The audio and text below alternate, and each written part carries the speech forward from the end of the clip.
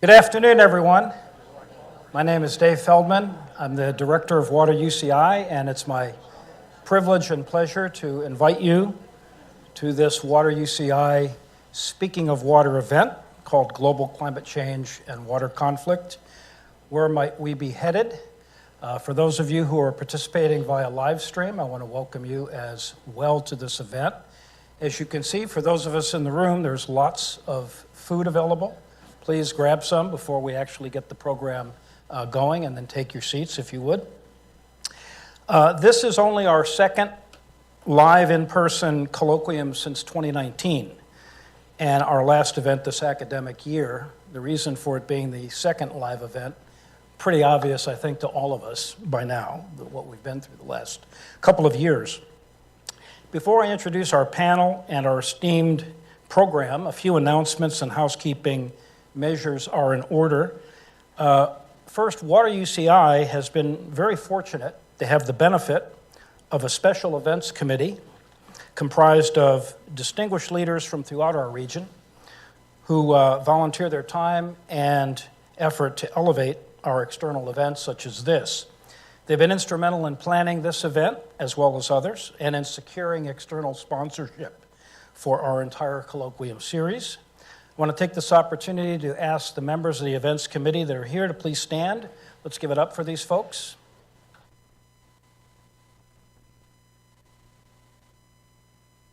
Second on the program, and also posted on the screen, I'd like to recognize our colloquium sponsors. Their investment in the center ensures that we'll continue to provide excellent programs such as this. And let me also take the opportunity to thank in advance the sponsors of the reception, which immediately follows this event. Their generosity is greatly appreciated. The reception will be outside to my left at about 2:30. Next, I'm delighted and honored to recognize a number of distinguished guests who've graciously joined us today. Water Board members, Bill Moorhead with Moulton-Niguel Water District, Kelly Rao with Orange County Water District, Catherine Freshley, El Toro Water District, and Pierce Swan with Irvine Ranch Water District. And City Council members, Carol Moore with the City of Laguna Woods. It's a pleasure to have you. Hopefully you can stay for our reception as well so people can get better acquainted with you. Last but not least, I want to thank a number of people who've been very instrumental in making this event possible from my side of the fence. I want to thank Doug Colby, the Chief Advancement Officer for the School of Social Ecology, the home of Water UCI, for his great work and the work of his team, Mimi Cruz, Tressa, Han, many others. Thank you for all of your work. And I also want to take a moment to recognize the student posters. We have a number of students. We have a huge educational program in Water UCI. And as you'll see in the reception area, some of the student posters are displayed, indicating some of the projects that they've been working on for the past couple of years. Finally, Dr. Shannon Roback, and you've by now, I think, met Shannon. Those of you certainly on the panel have. She is the Associate Director of Water UCI, and I want to thank you again, Shannon, for all your wonderful work and unmatched organizational skills in overseeing the range of logistics and planning for this event. It's now my pleasure to introduce and to welcome Dr. John Gould, who is the Dean of the School of Social Ecology. John is a distinguished scholar in justice policy, social change, and government reform, who's held key positions in the United States Department of Justice and the National Science Foundation. He assumed our deanship on January 1st of this year, and he leads the nation's first School of Social Ecology. For more than 50 years, the school has been an internationally recognized pioneer in developing interdisciplinary approaches to social problems. John served as the principal investigator for the Preventing Wrongful Convictions Project, a multi-year research initiative funded by the National Institute of Justice. He's the author of 5 books, more than 100 articles and reports on such diverse subjects as erroneous convictions, indigent defense, prosecutorial innovation, police behavior, hate speech, sexual harassment, and international human rights. He has also filled a number of government leadership roles, including senior policy advisor in the U.S. Department of Justice and Director of the Law and Social Sciences Program at NSF.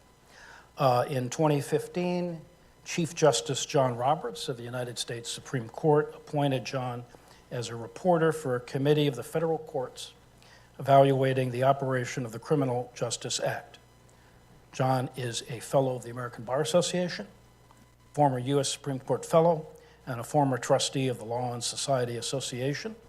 He received the Administration of Justice Award from the U.S. Supreme Court Fellows Alumni Association in 2017. My great pleasure to welcome John Gould. Thank you, John.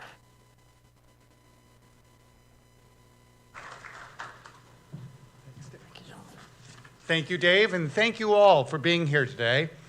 I learned just a few minutes ago that it is someone's birthday today, and that fine fellow is David Feldman, right here.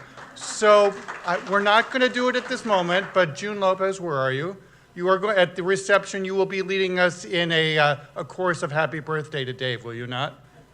So, Dave, thank you for allowing us to share in your birthday today and for your leadership. On behalf of the School of Social Ecology and Water UCI, it is my pleasure to welcome all of you here today. When we think about why does Water UCI exist and why does it exist here at UCI, we have a fairly straightforward and really logical explanation if you think about it, because within a very small nexus of Orange County, we have virtually all of the water problems that we see across the globe. Whether it's climate change and its impact on drought, wildfire, or stream flow, whether we're talking about risks of sea level rise or coastal flooding, whether it's competition between urban and rural areas for water, or whether it's threats to water quality, all of those issues which we see around the world are found within a very small drive of Orange County here. So it's appropriate to have Water UCI here in our school and at the University of California, Irvine. But it's not simply about the problems or about the needs. Water UCI also is able to find within, again, that small nexus, the folks who are addressing these problems. We are bringing together universities and research organizations, forward-thinking water agencies, and technology entrepreneurs to address these kinds of problems. And indeed, Water UCI is a catalyst for those efforts, proven no more by who's in this room today and who's going to be on the panel today. This is the place to come to for the study and the advocacy and the solutions for problems involving water. And in Water UCI is engaged in many, many projects. I would encourage you to go to the website, which you see the address for on either screen, but just to kind of give you a quick summary, or actually really more a snapshot of the things that Water UCI does. Water UCI is engaged with the state to help address the scientific challenges articulated in the governor's water resilience portfolio. The folks in Water UCI are identifying the sources of contaminants that are found in water supplies. They are ascertaining the effectiveness of tools to address and manage outdoor water uses. And there are many, many other things that our researchers and the team at Water UCI are engaged in. Now, during the pandemic, I became a fan of the television show Ted Lasso, which many of you have seen. And there is one character in the show, his name is Danny, who always says that football, and he means by that soccer, football is life. But with due respect to the writers of that show, I want to say that water is life. Water quite literally is life. And so there are few programs more important than Water UCI and what it is doing to help us manage a sustainable resource that allows us to all keep going. So on behalf of the School of Social Ecology, I want to thank you for joining us here today. And on behalf of Water UCI, I really want to take a moment to ask you to be a supporting partner in the work that they're doing. We're all in this together. because this is a resource that we all need and we all share, and the stakes have never been more profound than they are right now. So thank you very much for joining us here today. I think this panel discussion is going to be fascinating, and I will turn it over again to the birthday boy himself, Dave Feldman.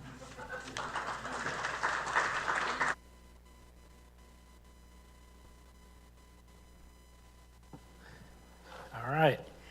It is now my great pleasure to welcome Mohsen Mortada, the CEO of 3i Strategies, who has some remarks for us. Mohsen?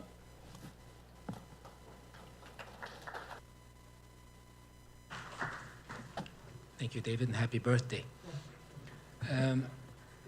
Thank you for having me here. What a great setting. I think the only thing missing out of here is some seagulls, as we can all tell. So when I was speaking to June about this series and about this specific one, I told her I have some very personal story to tell related to water and conflicts. So I'm going to share that with you today to set the context for the great panel discussion we're going to have in a few minutes. So I'm originally from Syria, a failed state, and failed state because of water. So I'm gonna go through that logic. And so I remember doing a presentation at the Middle East Water Summit in 2006, and I was telling the audience then that there's a big threat of civil war in Syria because of water, and everyone was thinking like there are other threats that are more imminent, which is part of what we do as humans. We discount things that we don't view as imminent threats because they're not as economically visible, I guess, but longer term they are. So Syria has been dealing with water shortages for many years, and there are water right disputes between Syria and Turkey. So if you look at the country itself, it depleted its groundwater in the 60s. For the most part, there's still some sources, but the majority of the water comes from Euphrates River, which comes from Turkey, Syria, it goes into Iraq, and then it ends up in the Persian Gulf. And then there are some other rivers in the south that are not also as, because of climate change, they're not as rich as they should be. So Turkey built a series of dams on the Euphrates, and they're giving Syria a fraction of the water that it's entitled to. Climate change also contributed quite a bit. Less rain, less recharge of the basins. So a lot of farmers that live in the Euphrates areas, which, if you look at the history of that area, the Levant used to be the breadbasket of the Roman Empire. They produced so much wheat, fruit, to sustain such a large empire. That's not the case anymore. So what happened was, with climate change, farmers ended up having no jobs. They really can't sell their produce, they cannot grow anything. So they ended up moving into cities.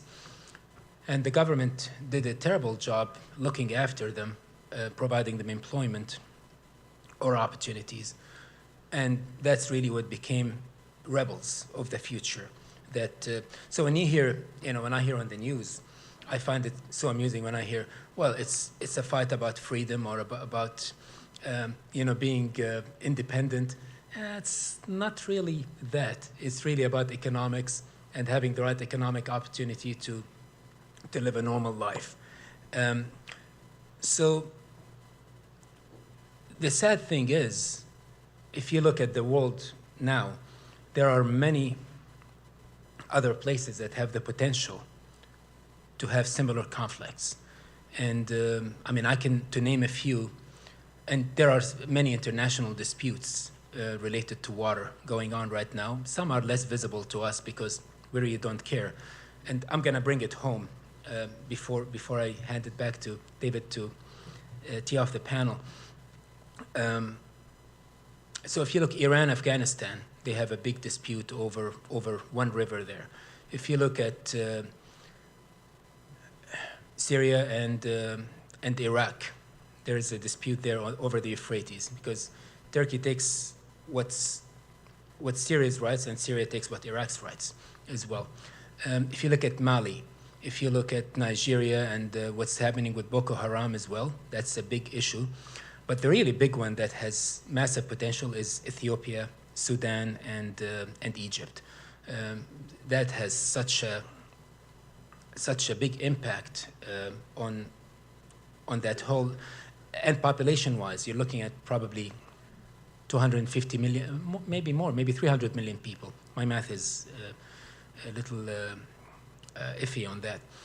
So the challenges we're going to have, as water professionals and as humans, more importantly, how do we deal with these situations? So if we put ourselves in the shoe of Egypt, for example, if they stop getting water from the Nile or less water, they have two options: to go to war against Ethiopia or to have a civil war like what happened in Syria and have a failed state. So the trend we're going to see, unfortunately, with the lack of water is failed states. And failed states are not going to help anybody because that's going to trigger migration across the globe. Projection for climate change related migration, and a lot of that is water related, whether it's rising sea levels or lack of water, is anywhere from 200 to 800 million people by 2050. Population projection by 2050 is about 8.5 billion, so we're looking at 9% of world population moving. So if we put this into context, look at the current Ukraine crisis. We got, let's say, 12 million refugees, and look at the stress that put on the world.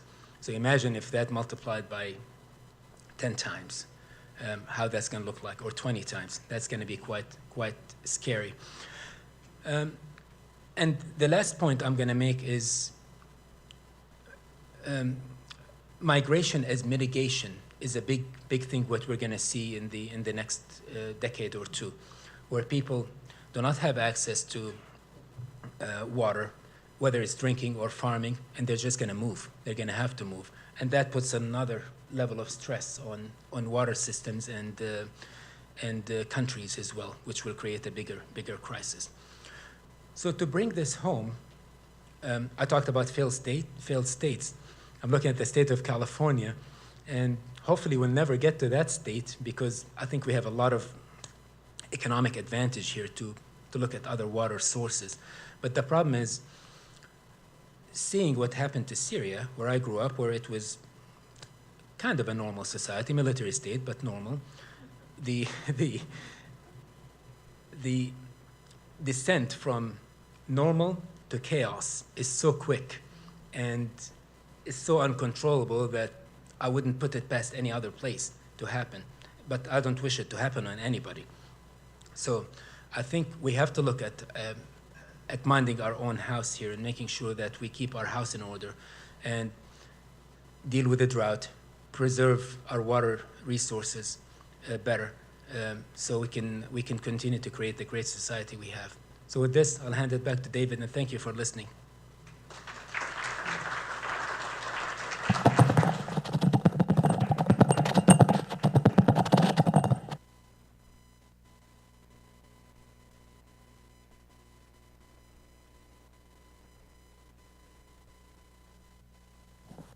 Come on up to our Adirondack chairs.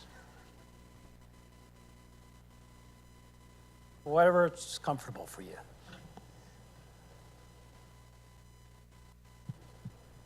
Yeah, there we That's go. what I asked. I'll sit here.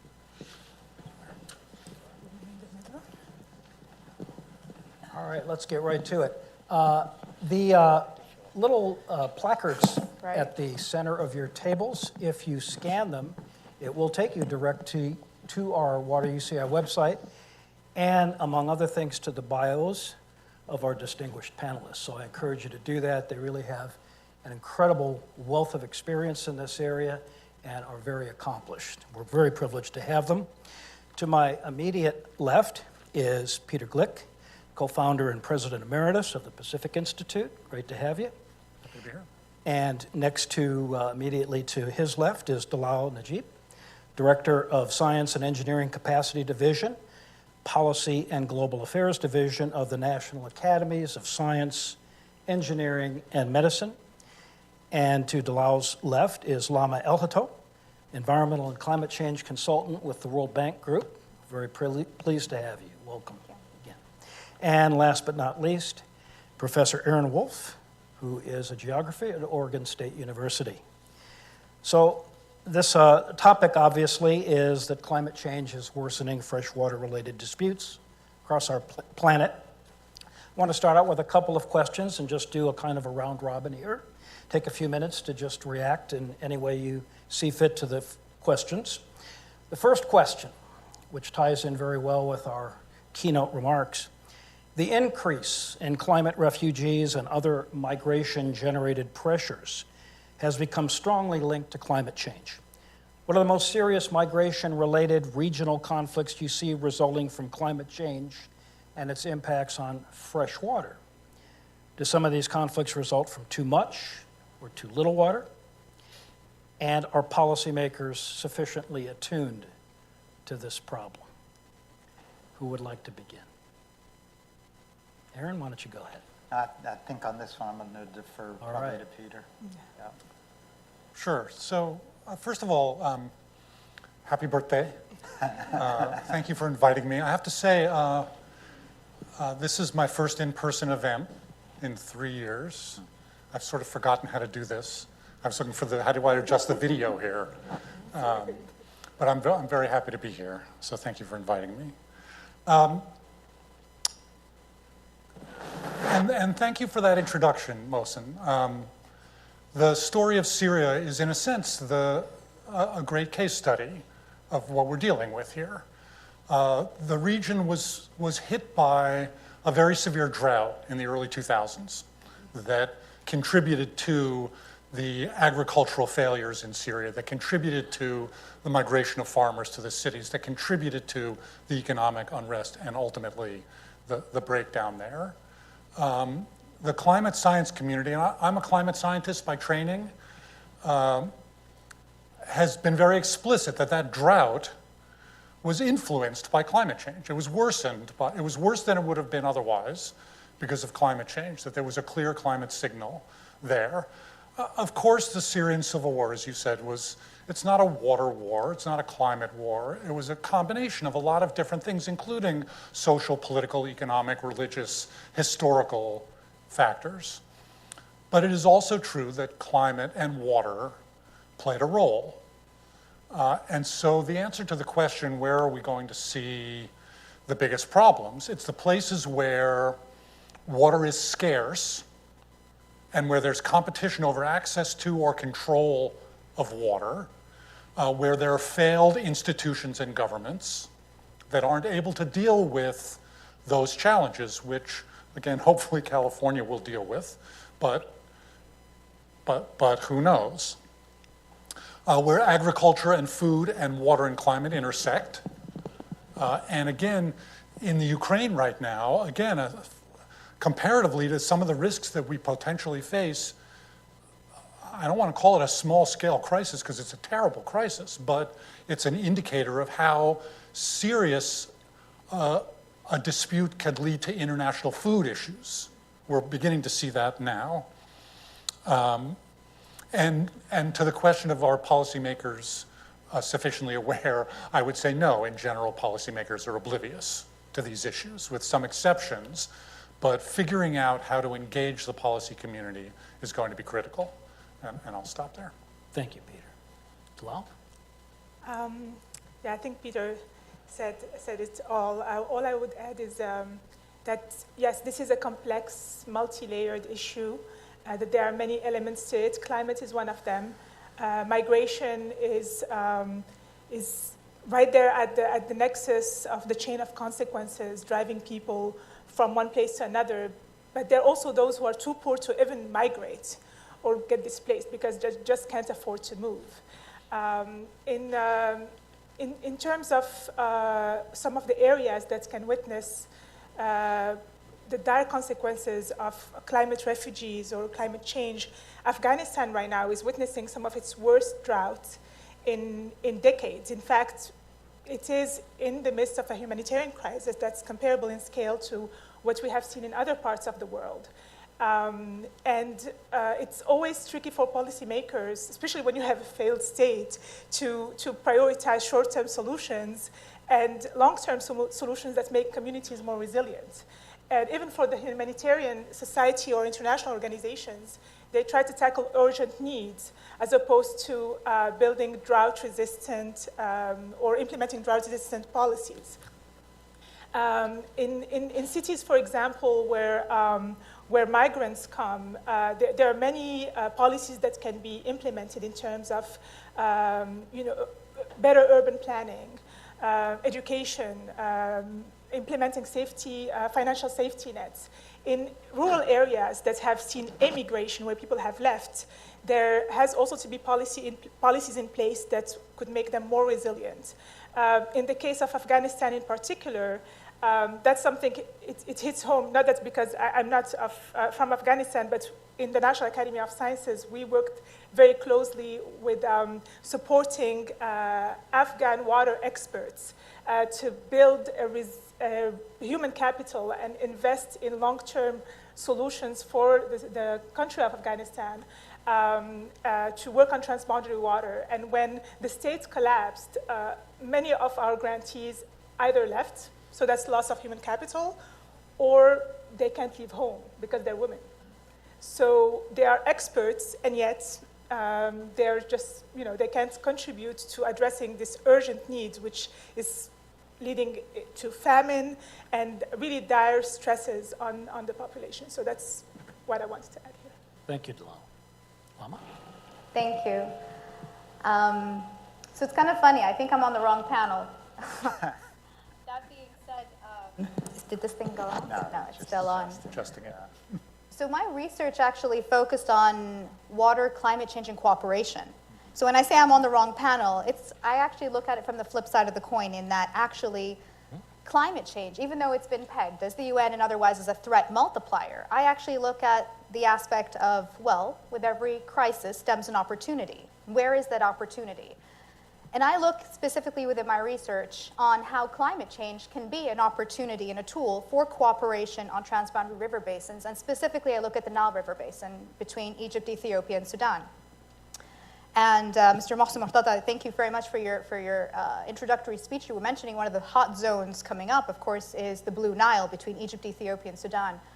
And specifically around this issue and the controversy around GERD with the Grand Ethiopian Renaissance Dam. And it's funny because, so my research, I'm originally Egyptian, and my research does focus around the Nile. But when we talk about climate impacts, when we talk about conflict, GERD really is sort of being used as this sort of platform to propel sort of the conflict even further.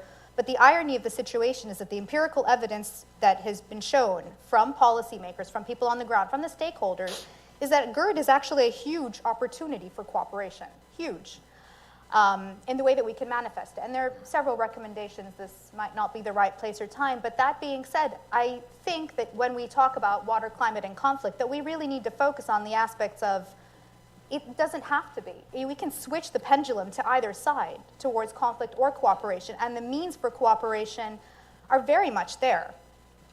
So when we talk about sort of, again, hotspot zones, of course, Syria being, in terms of climate migration and climate refugees and looking at how conflicts can sort of spiral, many attributions were being made by the climate scientific community and water community as well in how the Egyptian revolution in 2011 was spurred on by, and in fact caused by, climate change.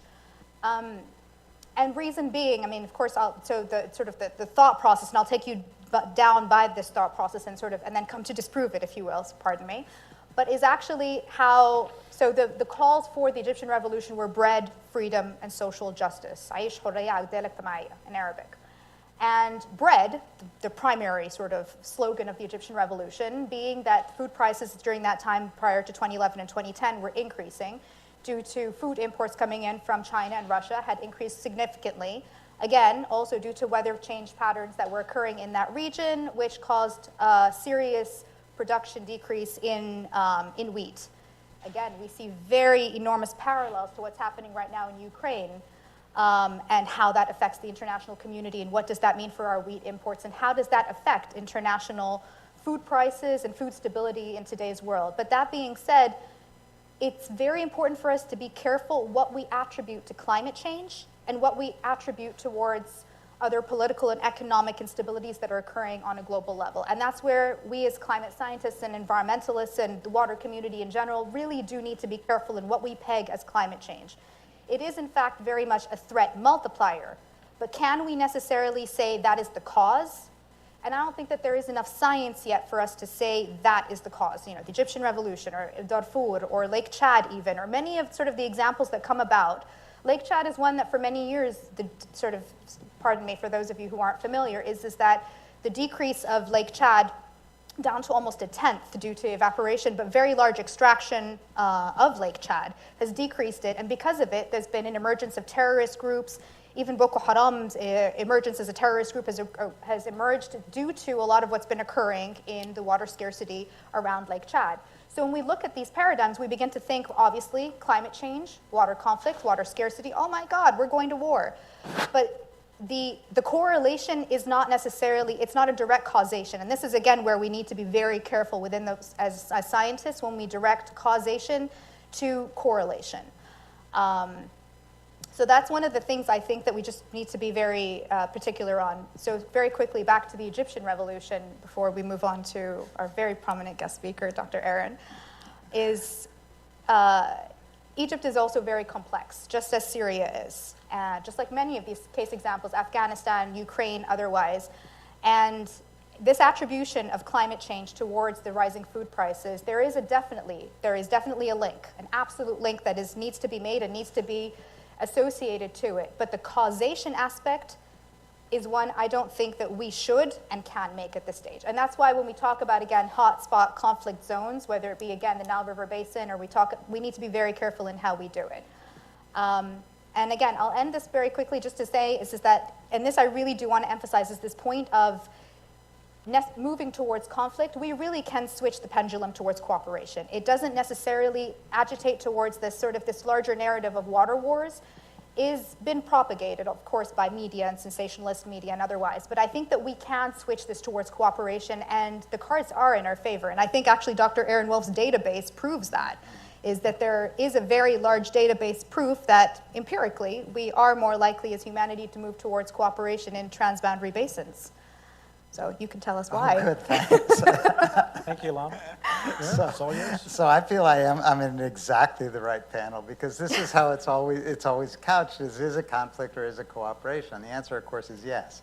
There's a timeline where water scarcity or somebody's building something, and it drives people to the point of hot conflict. It gets the politicians involved. And that precise crisis, whether it's the dam or the drought or climate change, that precise crisis is what gets people's attention. So come back to your initial question, are we capturing policymakers' attention? I think, yeah, precisely on climate change, precisely because of immigration. And both here in this hemisphere and in Europe, all of a sudden, people of the European capitals are looking up and saying, oh my gosh, water's important.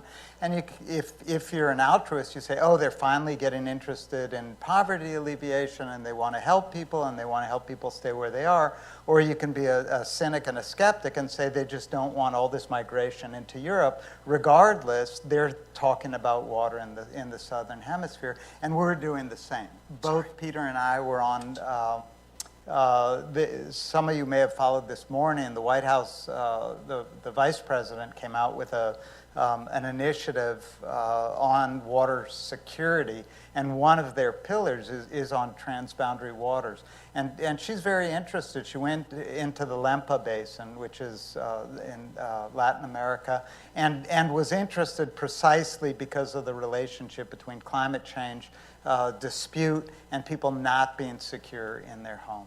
So you have this trend that captures people's attention, and that's where you get the water wars rhetoric, exactly the way we're hearing, and that's the part that sticks in the journalist's and the politician's mind. But then it's precisely that attention, the focus, the resources, the ability to people to focus on these issues, precisely that then leads to sometimes years or decades even of dialogue that then lend themselves to really resilient institutions. And that's where I kind of wanted to bring that together. I think the lesson that I've learned in watching this process happen around the world over and over, if you want to hear about conflict, it's there. There's no question. And Peter also we're on opposite database sides, where he's got thousands and thousands of instances of violence associated with water, and our database looks also at cooperation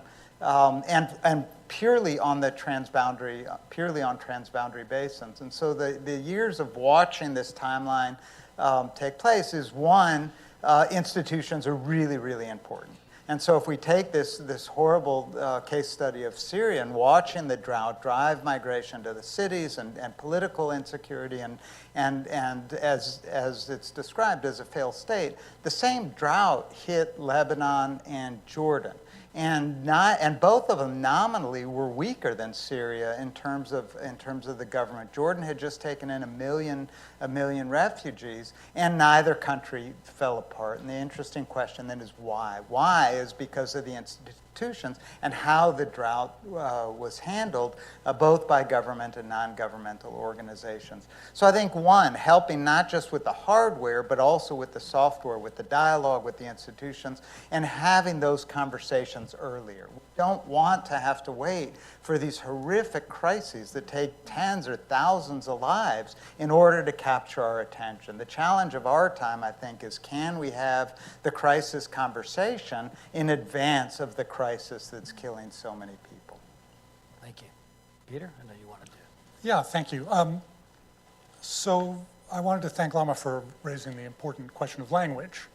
Language is really important here and how we talk about these things.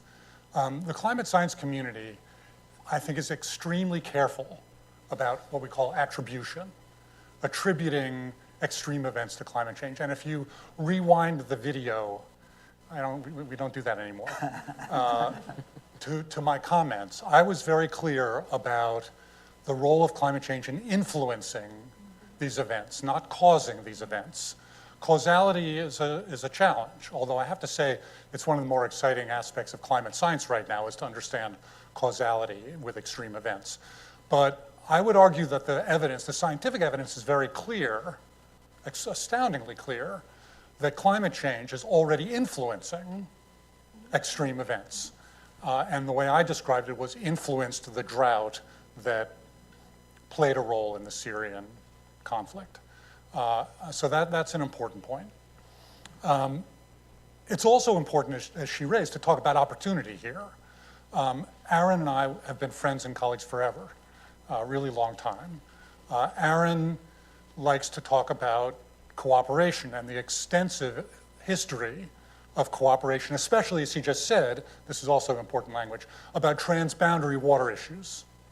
And conversely, this is ironic because I actually think of myself as an optimist, but my institute, the Pacific Institute, maintains something called the Water Conflict Chronology.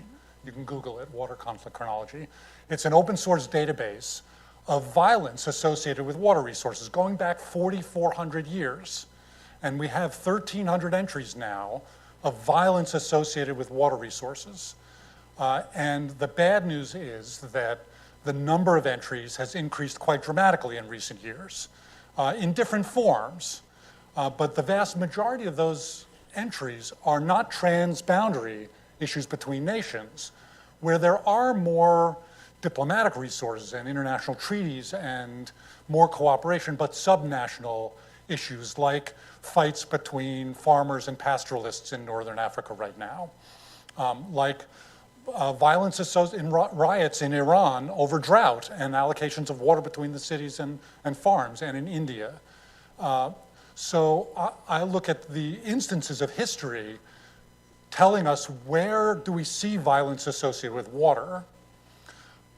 But because I'm an optimist, I also take the idea of how do we take that information as an opportunity to think about, and this is the key issue, and maybe we'll get to it, how do we take water out of the equation of conflict? What do we need to do to make sure that of all the conflicts that we see, water and environmental issues maybe more broadly, and resource issues and the environment are somehow removed? What do we do to do that? And maybe that's where this conversation can go. Great. And we indeed will address that issue, and thank you for raising that, Peter. I want to shift gears just a moment and kind of talk about solutions, or ostensible solutions. As climate change and its influence on freshwater availability become more apparent, some, as we know, urge greater adoption of large-scale alternatives, such as seawater desalination as a solution. Should this alternative be the first, or one of the first options that placed on the table for policymakers to consider in mitigating the impacts of climate change on water and alleviate regional conflicts, or are there better options to pursue? Peter, let's go ahead and start with you. Okay. There are a lot of different kinds of water problems. The failure to meet basic human needs for water and sanitation is typically at the top of my list globally. Water quality and impacts on ecosystems, and inequitable impacts on frontline vulnerable communities. And I mean, I could go on. There are a lot of water problems. So similarly, there are a lot of water solutions. And I'm always a little reluctant to put any single solution on the table as the best solution, because it depends on what the problem is. Desalination is a good example. And when I give a talk on water, and probably any of us here give talks on water, often the first question is, what about desalination? 97% of the water on the planet is the salt water in the oceans. And we know how to desalinate. But it's expensive. It has environmental challenges like any of our solutions. So my answer is, look at what the problem is and look at what's the best economically, socially, politically, environmentally appropriate solution. For California, I do not put desalination on the table as the first solution. And again, my institute just a few weeks ago released a new report for the state of California on the potential for urban conservation and efficiency, in other words, doing what we want with less water, wastewater treatment and reuse, and more stormwater capture, all three of which have much greater total potential, economic potential, and environmental benefits than, at the moment, desalination. So I would argue for California, you do the smarter things first. But there are places around the world where desalination makes a huge amount of sense. So when, it depends on what problems we're trying to solve and where we're trying to solve them. Thank you. Bilal? Agreed. Yeah. But if we look at the different options, so obviously, if fresh water is available, that will be the first option. But in places where fresh water is scarce, before getting to desalination, there's water treatment, which is, the cost is higher and the energy footprint is higher than using fresh water. But there is also social barrier to using wastewater, treated water for drinking water, especially in the Middle East, for example. We know people would refuse to drink treated water, but it can be used for agricultural purposes or for industrial purposes, and that way will free resources that can then use fresh water for drinking, for example. Then if we go up the ladder, you have desalination, where the environmental footprint is even higher, the cost is even higher, but at the same time, it's more robust to climate change than using fresh water. And same, by the way, for wastewater, because people have access to sewage water and they have access to the sea, right, if they do. In terms of costs, obviously, for places that are stranded for cash, desalination is less appealing as opposed to countries in the GCC, well, UAE, Qatar, and others, which are more and more reliant on desalination. But there's been many innovations in desalination that made it actually more cost effective. For example, I think it's about 50 to 70 cents per cubic meter using like state-of-the-art desalination technologies. And if you look, for example, for Amman, if they need to pump there is an aquifer in the south of Jordan, the DC aquifer, and to pump water all the way to Amman, it costs over $1 per cubic meter to take water there. So then, there are trade-offs to be made. In the Gaza Strip, for example, there are desalination plants. Now, the question comes as these plants can also become casualties of conflict, as opposed to water driving conflict, and it's for various reasons. It's also for like donors being more conservative. They are kind of reluctant to invest in bigger plants because of security concerns. So, but if we look, for example, at Qatar during the blockade, them being reliant on desalination,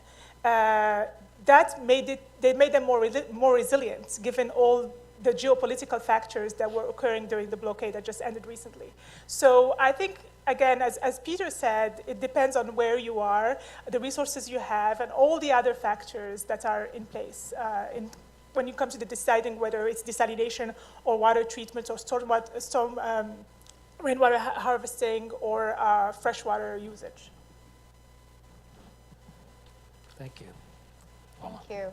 I'm in complete agreement with my first two panelists on all of the above. I would add, coming from the region I come from, so in the MENA region, Middle East and North Africa, obviously it's a very water-scarce region, and it tends to become sort of the blanket solution, desalination. Let's head towards desalination. And I think that that's a very erroneous statement to make, is that just sort of this blanket solution in that the Middle East immediately should emerge. GCC countries, that's their only option.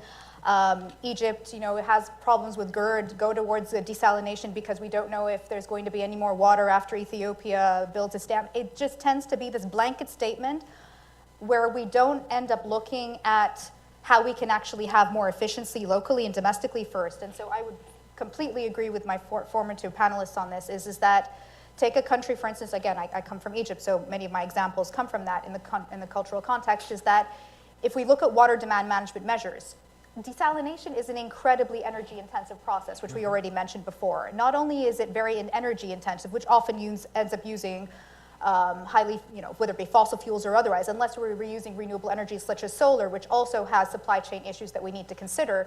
But that being said, the energy-intensive process, I'm an environmentalist, and so this is the core of what we do, is focusing on how this process ends up being done specifically, not to mention, of course, what occurs with the brine from the desalination process. Is it dumped back into the coastal seas again, increasing the salinity for our fisheries and our coral reefs, impacting the ecosystem altogether? What does that mean for our tourism industry, for instance, if it's being completely reliant on, scuba diving or coral reef? That's something, for instance, in the Red Sea in Egypt, that is a very big thing.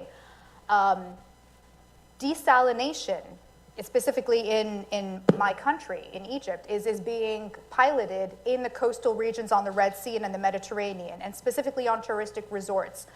And for that being said, it makes sense. It makes sense. Put them on the coasts, but what does that necessarily, again, mean for the marine ecosystems that are incredibly reliant on the tourism industry and otherwise? How do you effectively discharge the brine in an environmentally sustainable manner that isn't destroying your asset as an industry, as a country?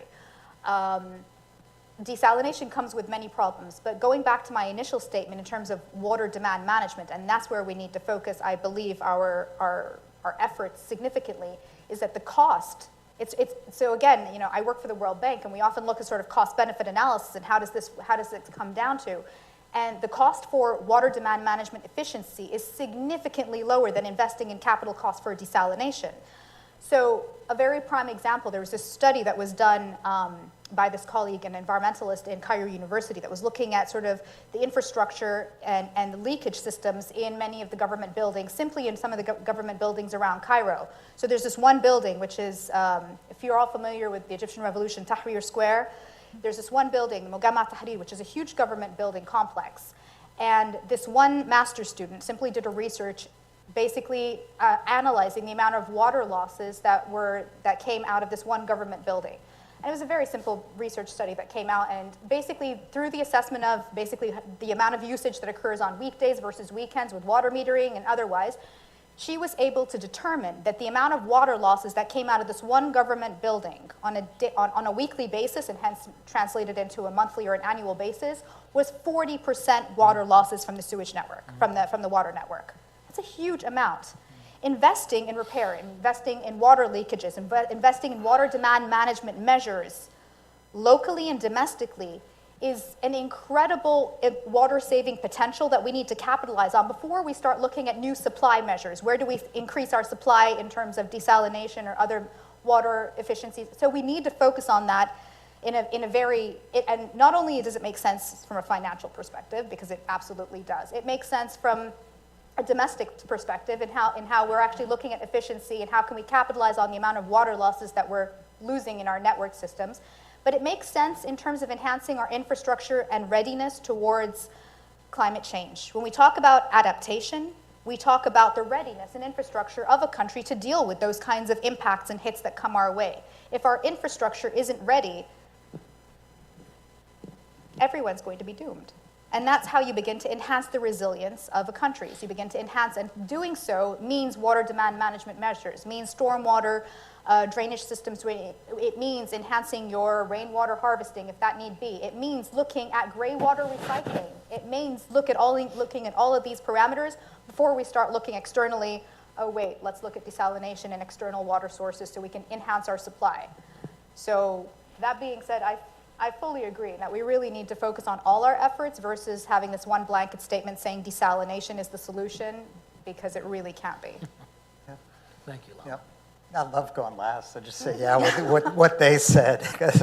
And we don't have to make it up either. I think if we look at countries that have hit the wall well beyond what California and the U.S. have hit, if we look at Singapore or Israel or Australia, they've gone through this. And so just as everybody else said, what's the most efficient way, the most cost-efficient way to deal with the biggest problem? And bottom line is most of the world's water goes to agriculture, and there's no way that desal water will ever be cost effective for agriculture. So what else can you do? You go to drip irrigation, you go to different crops. Tony Allen, rest in peace, came up with this idea of virtual water, the water embedded in goods services. Maybe you import water from elsewhere. Maybe you don't have to grow all your own tomatoes or cucumbers. Maybe you can import them and that way get past your water. And then you look at all the other inefficiencies in your systems, your toilets, your pipes, your showers, your absolutely all these other efficiencies. And then only at the very end, and then you start moving wastewater to you start thinking like you're on a space station, right, where it's a closed system. And so if you look at Israel, they have 3 delivery systems. They have one of brackish water, they have one of fresh water, they have one of wastewater. And each one goes to, so when the wastewater is treated, it goes right on to the agriculture. They use almost no fresh water for agriculture at all. And these pipes can be reversed. So if you have a lot of water and groundwater in one area, you can move it up somewhere else. And only then at the very, very end do you start thinking, where might desal make sense? And it might make sense, as people here have said, if it's for drinking water, if the population is on the coast, because it does cost a lot to move water, if it's a developed nation, and if you're out of all other choices. And only then, and even then, I think, was it Santa Barbara just voted no on, it's politically sensitive. So now, having said that, and now putting on our international basins hat, it can be, and these are not my words, a game changer in international relations. I think the Jordan Basin is a really interesting one. There's this new deal called the Green-Blue Deal, where UAE is helping to finance solar desalination solar energy in Jordan, And some of that will go to Israel for desalination, and some of that desalinated water will come back to Jordan and Palestine. So this is all of it. It's a water scarce area. And so this may well unstick some of the stickiest geopolitical places. And in that case, it may well be worth the investment. But I think we're all in agreement that it's not the solution anywhere. Great. Thank you, all panelists. Great comments, great remarks. We've spoken a little bit about this conflict versus cooperation paradigm. While some observers express fears of water wars among nations sharing transboundary freshwater sources as a result of climate change, others note that low intensity but more chronic conflicts are likely to rise. In what regions, perhaps, are we more likely to expect the one versus the other, wars versus low intensity conflicts? And how hopeful are you that both types of conflict can be either avoided and or resolved via negotiation?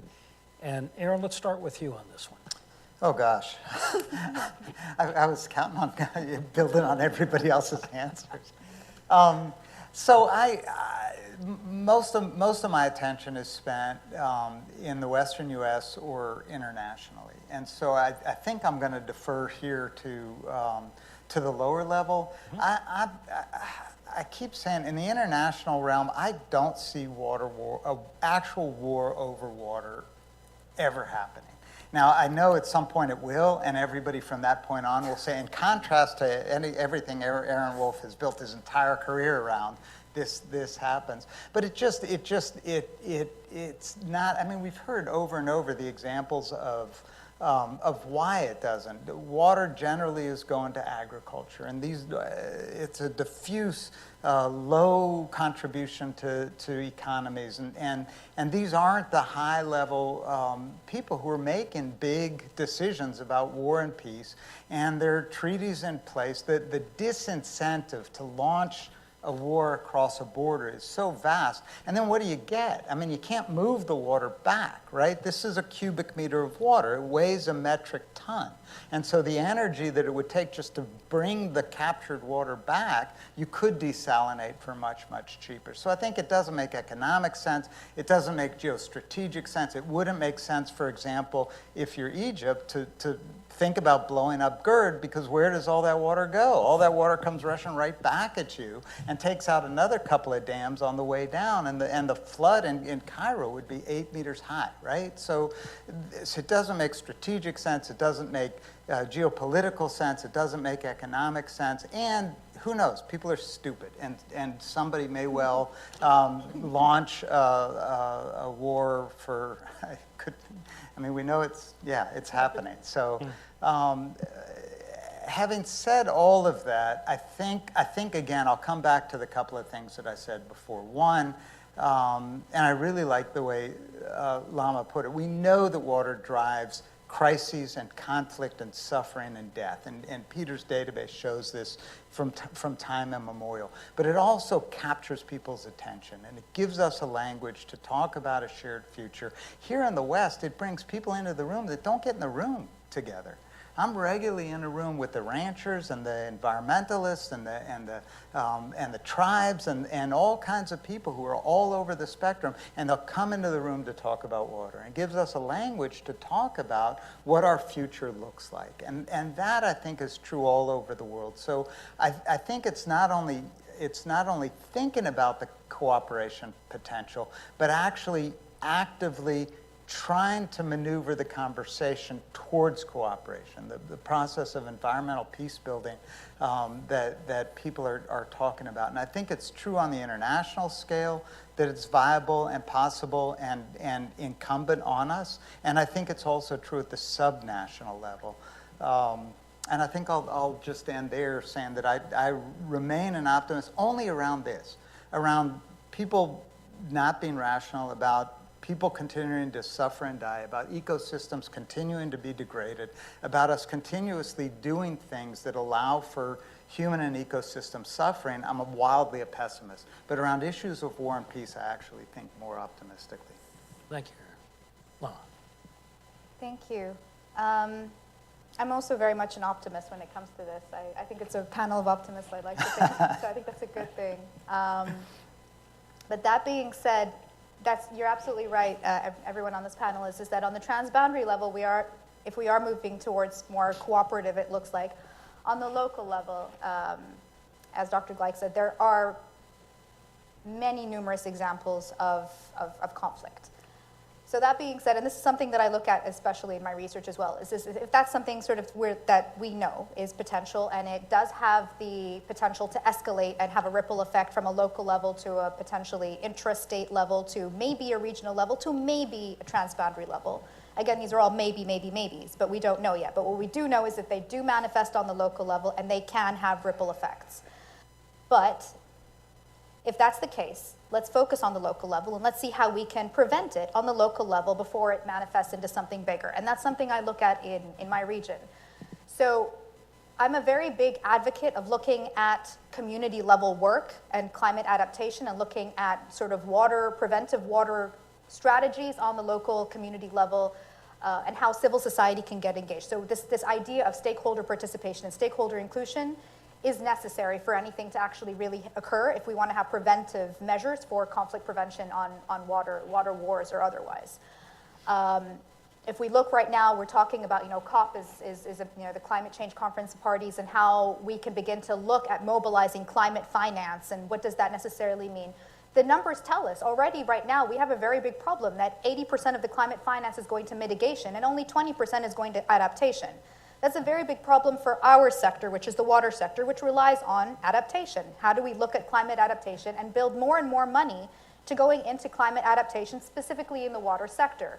So if that's what we need to focus on, having more money go into adaptation in developing country contests, in hot zones, in water war regions, in areas that need it the most, where does that occur?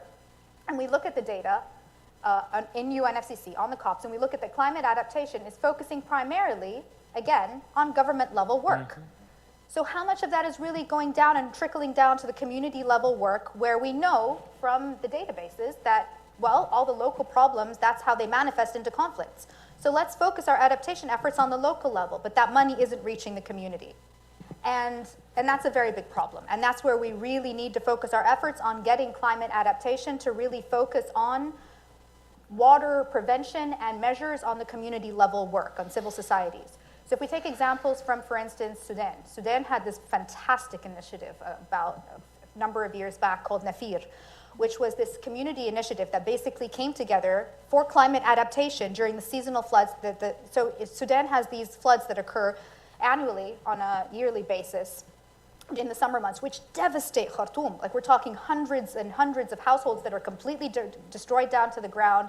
And this isn't due to numerous factors. Some of them, of course, are climate exacerbated. They do have correlations towards the frequency and intensity of these rainfall patterns to be more intense due to climate change. But it's also basically because of watershed management. They've shed down the trees in that area. So there's a very big problem in why these floods reach Khartoum and devastate Khartoum.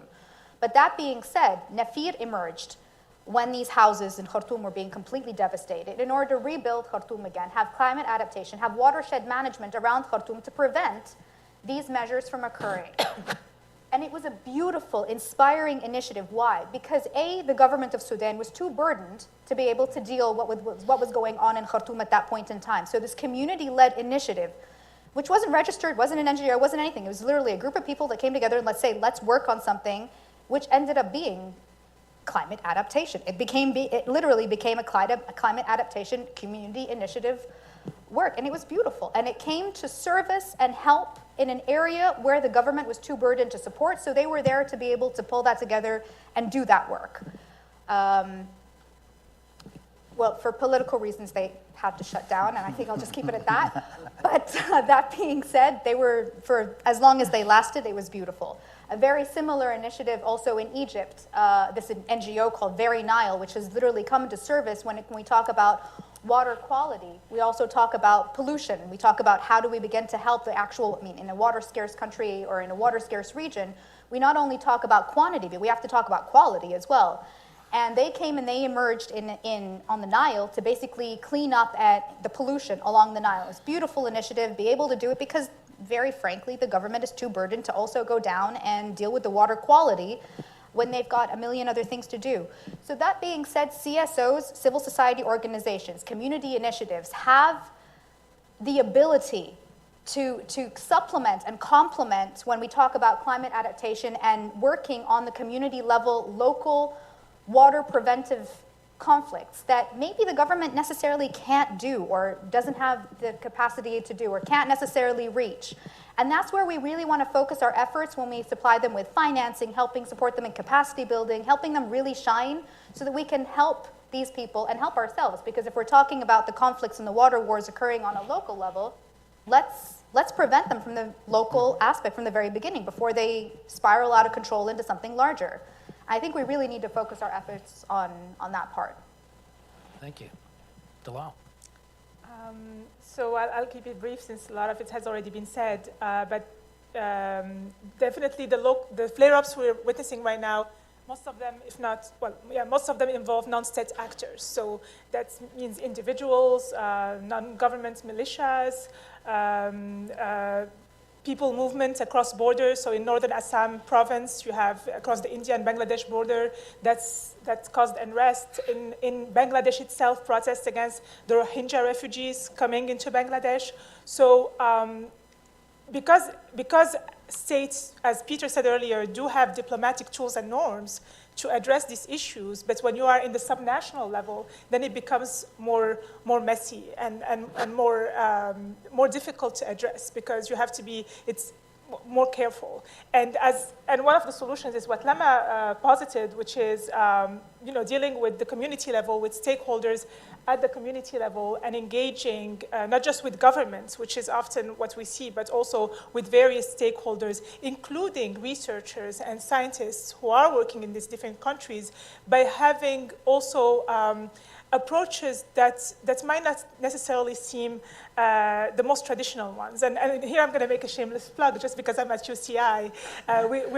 We started working on a new project. We received a Grants and AXANet award from the National Science Foundation, a $2 million award to support the establishment of a network of networks on transboundary water security, bringing in experts from the Middle East, North Africa, from Central Asia, and from the US to come and share knowledge, address gaps together, and share data, and also bring people around the table who don't necessarily talk to each other. Governments might be talking to each other, but the scientists, the community leaders, do not necessarily exchange knowledge. And the story behind this actually is a good story because I go way back working with one of the faculty members here, Amir Agakushak, who's not physically present, but we worked a lot on the Middle East and North Africa. And it was by pure chance, I invited him to come to a workshop in Tashkent, mainly because I knew he spoke Farsi and he could communicate with our Afghan attendees. And when we were there and listening to the issues they were facing, we had this aha moment at the coffee break. We said, well, this is what we've been hearing all the way in the Middle East, and why these people are not talking to each other. So there is an AXANet call by the National Science Foundation. Let's apply for it. He introduced me to Dave. And with our colleagues at Oklahoma State University, we put together that novel network of networks to basically bring people around the table so that we can address these issues way beforehand and before they actually flare up into local conflicts, etc. Thank you, Dalal. Peter. So I sort of like being at the end here now. So I agree with everything they all said. I'll start there. Those of you who don't know Aaron, when Aaron says he's in the room with farmers and he negotiates, Aaron is a remarkable negotiator. He has skills and training in this area. It's been a pleasure. I've had the pleasure to work with him for many years.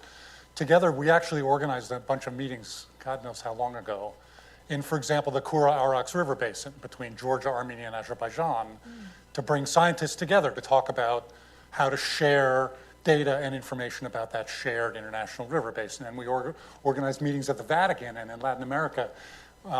So he's been in the room. So I actually want to expand the conversation a little bit. I mentioned the water conflict chronology that we maintain at the Institute. We categorize conflicts over water in three ways. Water as a trigger of conflict, where access to or control of water is disputed and where violence occurs. And almost all of the conversation we've been having today has been where water is a potential trigger of violence.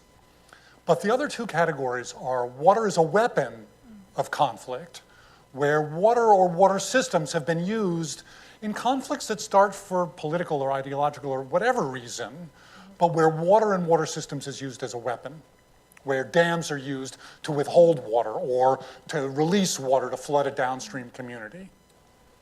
And the third category is where water or water systems have been casualties or targets of conflict, where, again, a conflict starts for another reason, but where civilian water infrastructure is bombed, or where there are many other examples where water is a casualty of conflict. And the database includes all three of those kinds of conflicts. And strategies and solutions for reducing the risk of conflict depend on the kind of conflict we're talking about. Where water is a trigger, access to, control of, scarcity, I want your water, then we look at international treaties and shared river basins. We look at strategies to make sure that water is available to all communities. Those are strategies that we would use to help take water out of that kind of a conflict. Where water has been a weapon or a casualty of conflict, it's a different story and it's a different set of policies. And we have traditionally looked to international laws of war, for example, the Geneva Conventions, which are very explicit, especially the 1977 protocols, or 66 protocols, that say civilian water infrastructure, water treatment plants, irrigation systems are off the table in conflicts, in theory. In practice, we then have to have a conversation about the failure of international legal systems, the failure of governments, the failure of militaries to abide by agreed upon laws of war. And then how do you bring that back into balance? And so there are different tools, there are different mechanisms for all of those things. The question raised the issue of low-level conflicts. Yes, the majority of the database entries in the water conflict chronology are low-level conflicts. They're not nation-to-nation, although there are examples of nation-to-nation issues as well. And then we get to the solutions that Lana raised, and I'm not going to repeat them. She was excellent in talking about the need for local solutions in that area, and I won't repeat that. I would finally say that look at the Ukraine war. The Ukraine war is an international conflict, and water is a factor.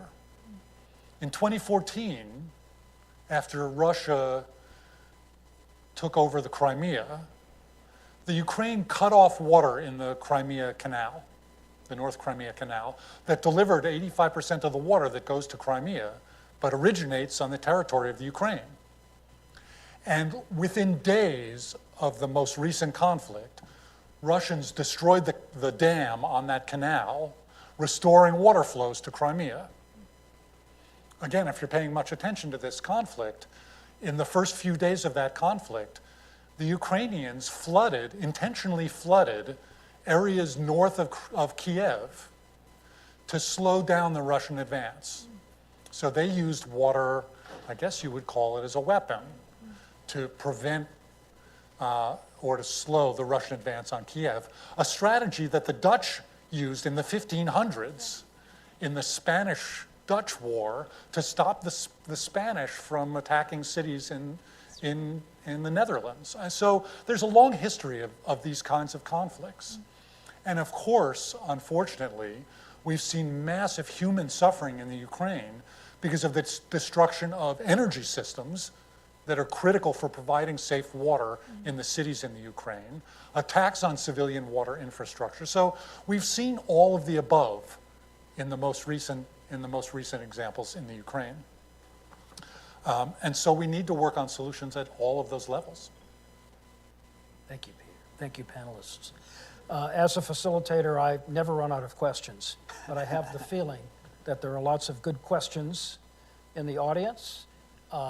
If we're going to come around with a microphone, if you would please state your name and your affiliation, direct your question to any or all of the panelists. Yes. Good afternoon. My name is Carol Moore. I'm the mayor of the city of Laguna Woods. One dynamic you haven't mentioned, and I want to tell you how much I appreciate everything you've said. I'm a great student of history, and I definitely will check out the chronology. I'm pretty aware of many of those ancient civilizations and their collapse. But there's one thing that hasn't been brought up, and I think it's critical to this whole argument. You never mentioned the corruption of a government.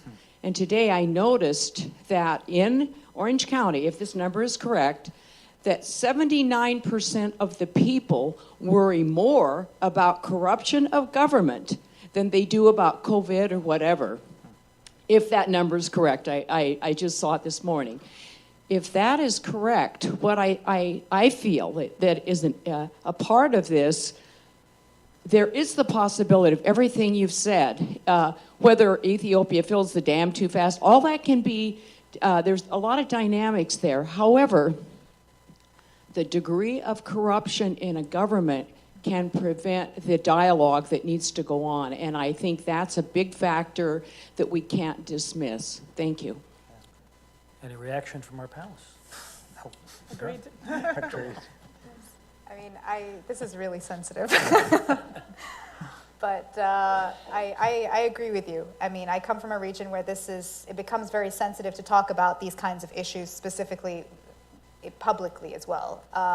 But that being said, it's, of course, if we talk about even anything from climate adaptation to mitigation to looking at any solutions of infrastructure or readiness for vulnerable communities, you can't have any of that if there is no capacity to be able to deal with that on the government level. And if there is a vast void when it comes to corruption or otherwise, then having those kinds of dialogues are problematic, to say it nicely. Go ahead. The connection between water scarcity and tensions or local flare-ups, it's not just water scarcity per se, but it's also the perception or the fact that water is not distributed fairly. And that will lead to discontent. Yeah. So if the population loses trust in the ability of the government to manage this crisis, that's when trouble starts. If I can add to that, that's actually beautiful. Thank you, Dalal. But there was this quote actually by Dr. Ismail Sorogoddin, who used to be in the World Bank, and he was one of the people actually who was talking about water wars. The narrative kind of propelled it through. But he actually said this one quote, and I love this quote because I use this consistently, is that there is more than enough water in the world, fresh water in the world, for irrigation, for industry, for domestic purposes. It is the distribution of that water that has failed. And I think that is spot on, is that we do have access, we do have the potential to be able to feed everybody in this world, we do have access to give everybody potential water needs as much as that, but it's the distribution and that failed equity, which goes back to corruption, which is exactly what you said.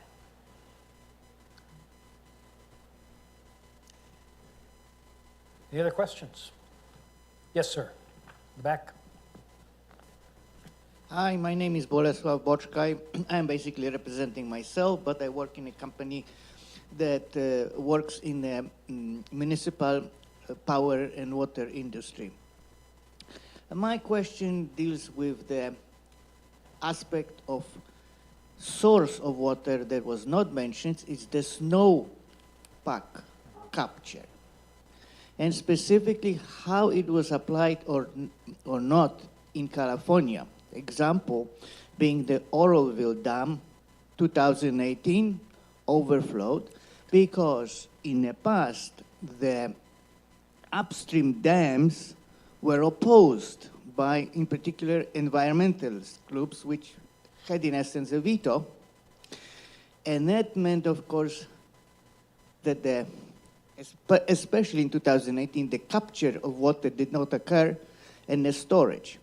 Now, what is the impact specifically in California of the external actors in influencing the collection of water or the storage in reservoir, and how is it also outside of California, whether just United States or other regions of the world?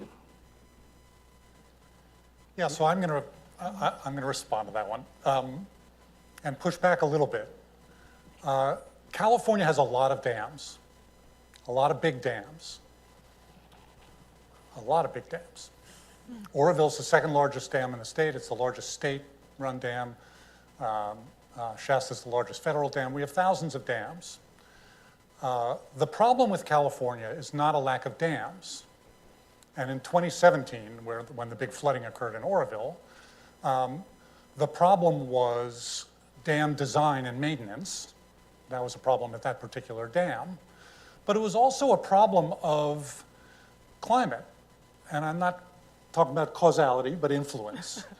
And my dissertation many, many years ago now, too long ago to remember, was one of the first to look at the impacts of climate change on snowpack in California. Snowpack is a huge amount of storage for water in California. Well, we would never, ever be able to build enough dams to replace that. The challenge is going to be how to manage the dams we have in the context of the changing hydrology that climate is imposing now, and possibly the faster loss of snowpack. We're getting more rain, less snow. The snow's melting earlier. We might build one or two more big dams in California, maybe. It's going to be a bigger challenge to manage what we have in the face of climate change, and perhaps figure out how to capture more water in groundwater storage, where we overdraft groundwater, we pump it faster than nature recharges it. If we can recharge our groundwater, that's a potential new source of storage of faster melting snowpack. So it's a question of management in the face of changing hydrologic conditions of the existing infrastructure and managing that infrastructure in a new way. Yeah. Oh, internationally, maybe that's less the case. There are still opportunities for new big dams. I would argue they better be built in a different way than we built them, when we didn't care about or know about ecological impacts or impacts on downstream communities or local communities, or the local communities had no say.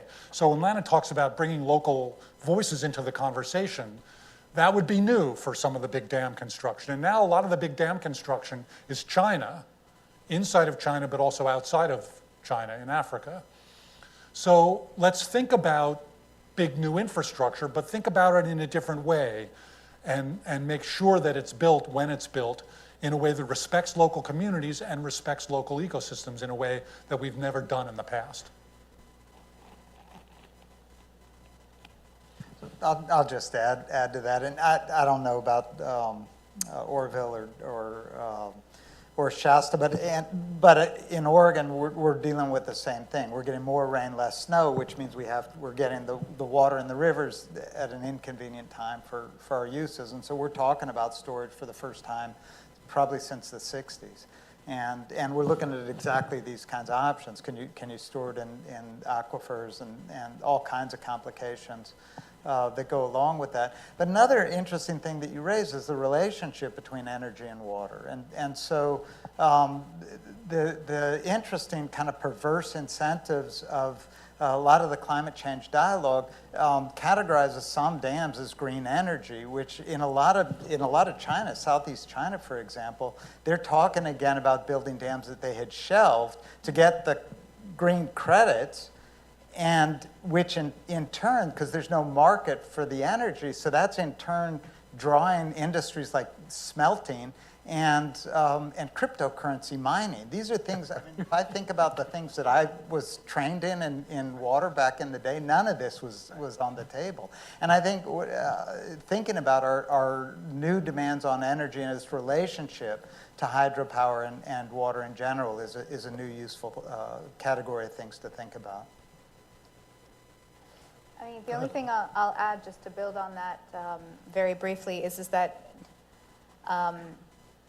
For a very long time, the World Bank actually stopped investing in dams and hydropower dams simply because of this region, the reason, that it wasn't pegged as a green climate, it wasn't pegged as green energy anymore. And this is largely due to the methane emissions that were coming out of from large reservoirs. That being said, if we're talking about more small or medium scale dams, there could be potential net gains in terms of green energy emission targets, if that's what we're aiming for. But the way that dams have been done in the past, and I would agree completely with Peter Gleich on this, is that they have not been sustainable on any way. If we have a methodology in order to be able to begin to do it, and only very recently has the World Bank thought about the process of beginning to invest into those kinds of dams once again, it's because for the longest time they just refused to even touch them. And so. Go on. Any final Nothing thoughts? to add. All right. Yeah. Further questions? Yes. My name's Bob Simon. I'm a UCI graduate. As professionals, how much of your energy is devoted to bureaucratic resistance and bureaucratic indifference? I don't think there's a number high enough to capture that. Can I ask more about the question? Where's it coming from, and what's behind the question? Yeah. He's a good negotiator. Well, I love UCI. I graduated medical school here back in the 70s. And I want it to be even greater and stronger than it is. And there are institutions. The institution is very slow to move, very slow to yield to ideas and accept changes. Huh. And I think it's across our society. I didn't want to get up on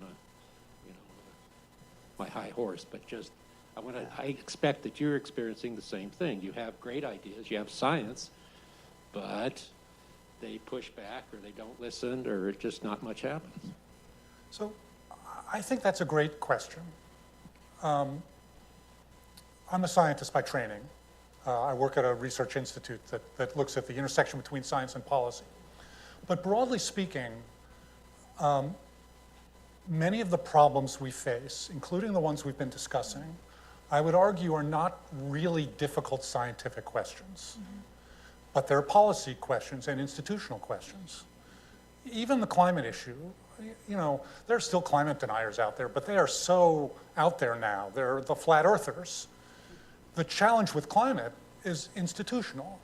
And there are a couple of aspects of it. One is, often the way professionals in my field are trained is outmoded. In the water area, for example, water planners and managers, and I have some training in this area also, have been trained historically to think about water supply.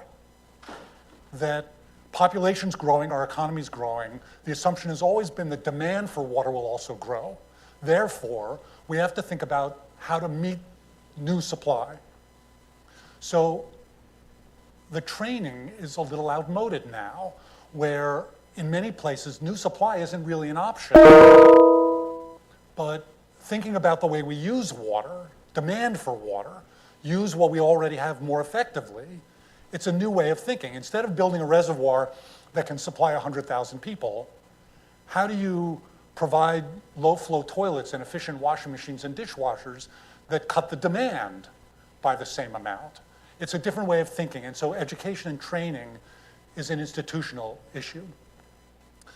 But another aspect of the institutional problem is that there are some institutions for which the current status quo is important to maintain.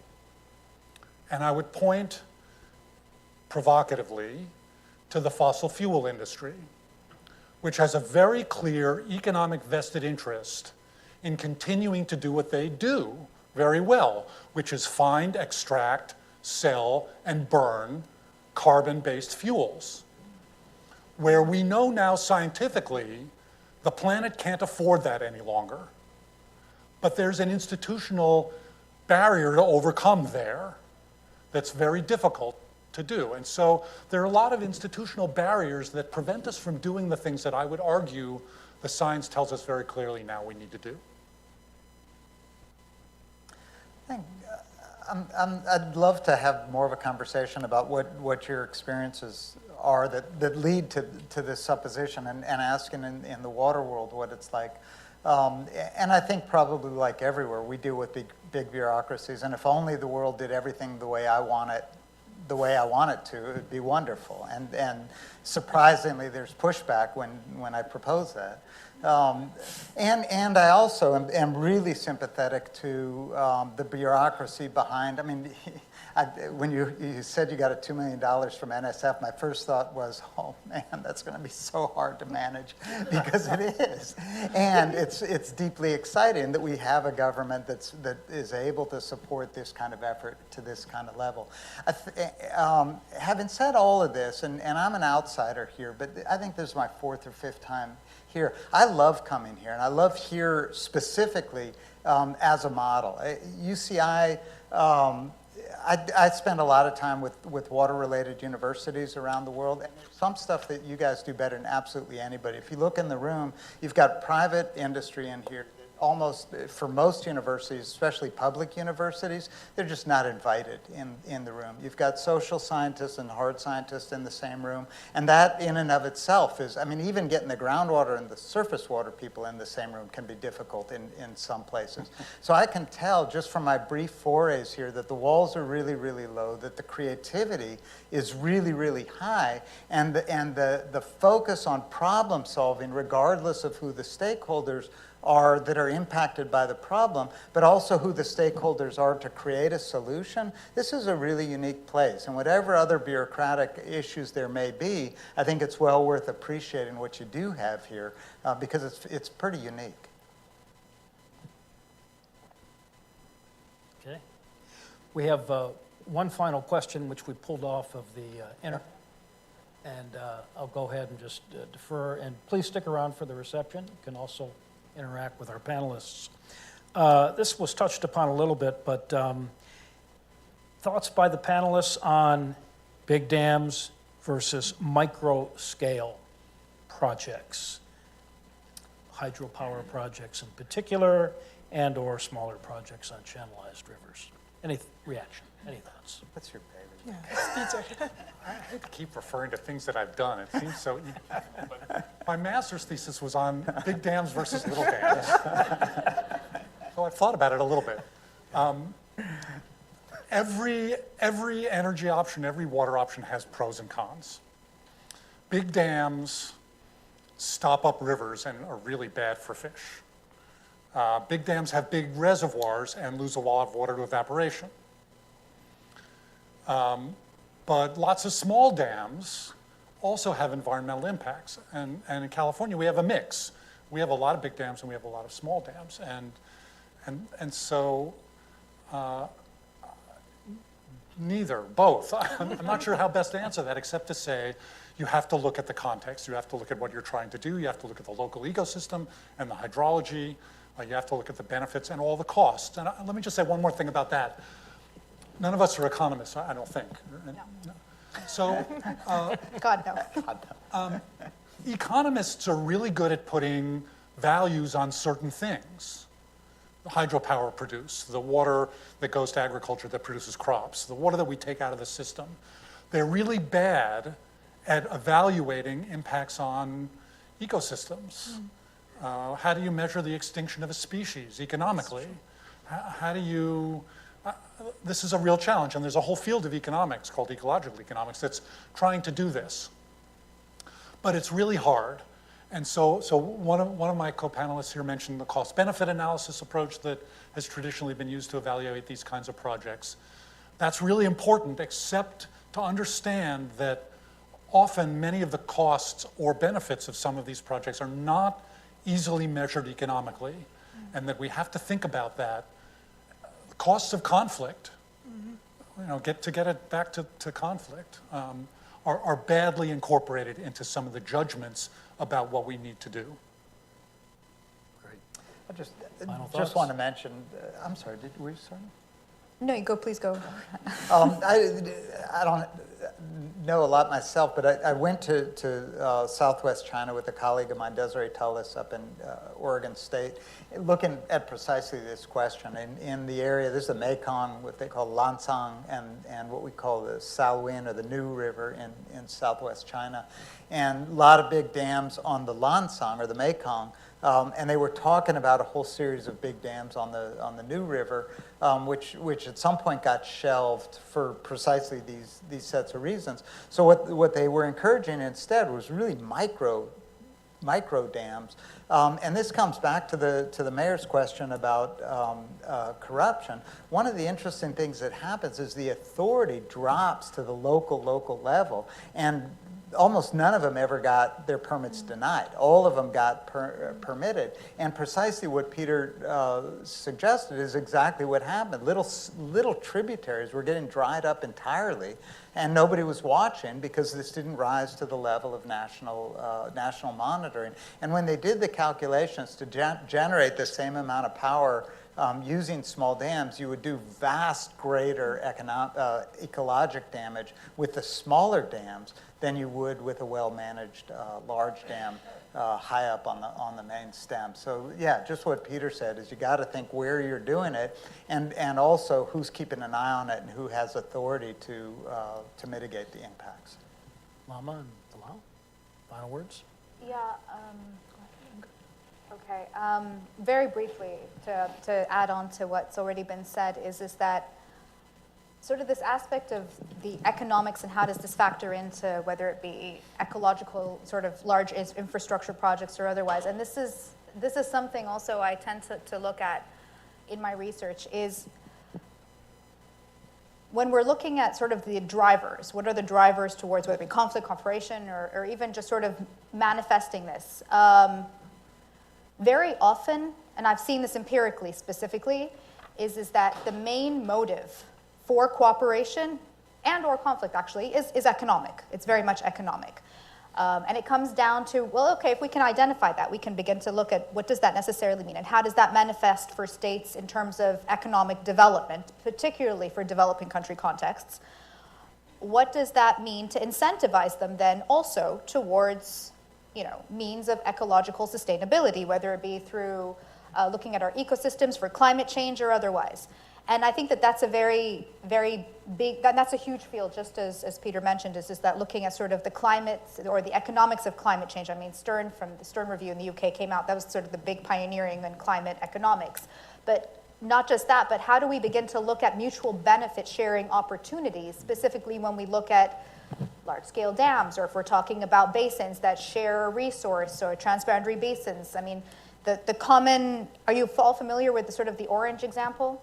There's the orange example when we look at states, and this is often used, Larry Susskind and Shafi Islam in Tufts University and in Harvard University often use this example of the orange because they talk about water diplomacy and what incentivizes states in order to motivate them towards water diplomacy and hence cooperation when we talk about economics. They always use the orange as the example. And the idea is if you've got 3 states and everybody wants the orange, everybody's fighting over this one orange, right? And we don't necessarily know why everybody wants this one orange, but we begin to look at, okay, well, person X wants the orange because they want the peel, because it has the aroma and the medicinal properties that they would be able to use for, for themselves to, as a perfume. Somebody else wants the pulp of the orange because, they've got digestive issues and it helps them with fiber, so it's great for them for the pulp. Somebody else just wants the juice. Like somebody really just wants the juice of the orange, and that's all they want out of the orange. They're just going to leave the rest of the orange. So if we begin to identify with this analogy of the orange, that what are the actual needs and desires of everybody, then we can actually have mutual benefit sharing opportunities where it's a win-win for everybody. The same applies in water diplomacy on transboundary river basins between, when we talk about infrastructure projects, we talk about anything, it's just identifying what are the needs of the communities and identifying the needs of stakeholders to really make it an inclusive process for win-win cooperation. And I think that's the crux of it. So it's not just looking at sort of the economics of it, it's really looking at, well, okay, let's take the ecological integrity of the basin too. What is the ecosystem? How is that sustainable? What are the social value in terms of communities being upheld, and how do they have a voice in this process? So it's really taking all of the facets together and making sure that that's all being done in a holistic manner. So, Thank you, Lama. Last word, Lama. And one final thing just to add to this is, in addition to this, the ability of the scientists to communicate effectively the science, which seems to be more or less, in most cases, non-contentious, because that's the simple part, as Peter said, to communicate it and make it valuable to the policymakers who will then translate it into action. So that's the evidence to action part, which is not always trivial, but it's very important. Thank you. This has been extraordinary, illuminating, provocative. We could clearly go on for another hour at least. Aaron, Lama, Dalal, Peter, thank you very much. Please give our panelists a